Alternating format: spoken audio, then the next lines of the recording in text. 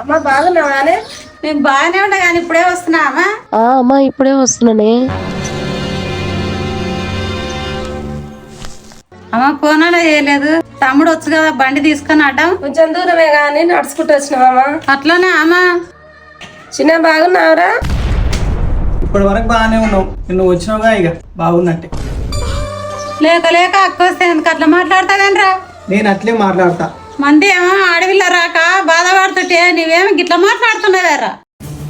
మరేంది మరి, తమ్మినికి ఎట్లా government job ఉంది, లక్షల లక్షల జీతం వస్తుందని వారం వారం వచ్చి ఇంటి మీద పడితే ఎవడు పెట్టాలి?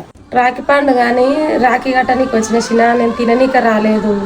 మాకేమొద్దు, నువ్వు కట్టే 10 రూపాయల పత్తి రాఖీకి మాకు 5-6 వేల ఖర్చు వస్తుంది. రాఖీ కట్టినందుకు 1000 రూపాయలు ఇవ్వాలి, నువ్వు పోయినాడు ఓ చీర ఇవ్వాలి, ఈడున్న రోజులో చికెన్ మటన్ తేవాలి.